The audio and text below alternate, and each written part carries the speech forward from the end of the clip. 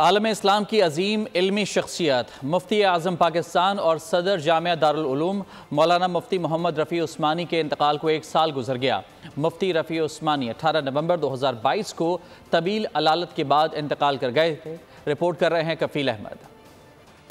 حضرت مولانا رفیع عثمانی 21 جولائی 1936 کو بھارت کے علاقے دیوبند میں پیدا ہوئے۔ حضرت مولانا رفیع کا نام عالم دین مولانا اشرف علی تھانوی نے تجویز کیا۔ آپ کے والد مولانا شفیع دارالعلوم دیوبند کے مفتی اعظم تھے۔ آپ پاکستان کے موجودہ مفتی اعظم اور مشہور درسگاہ جامعہ دارالعلوم کراچی کے رئیس الجامعہ ہونے کے ساتھ 30 سے زائد کتابوں کے مصنف، مفسر قرآن اور فقہ تھے۔ بہت عظیم شخصیت ان کی تھی اور بہت منتظم طبیعت ان کی تھی اور معاملات کو وہ سمجھتے تھے، اچھے مشورے دیتے تھے، غصے اور اس سے اشتعال سے اجتناب رکھتے تھے۔ مفتی رفیع عثمانی ایک پاکستانی مسلمان عالم، فقیہ اور مصنف تھے جنہوں نے دارالعلوم کراچی کے صدر کے طور پر خدمات انجام دی۔ وہ دارالعلوم دیوبند، جامعہ پنجاب اور دارالعلوم کراچی کے فاضل تھے۔ احکام زکوٰۃ، اسلام میں عورت کی حکمرانی اور نوادر الفقہ جیسی کتابیں مولانا کی تصانیف میں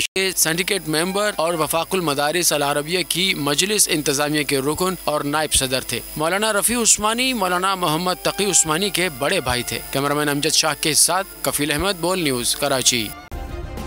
سبسکرائب کریں اور بیل دبائیں تاکہ کوئی خبر رہ نہ جائے۔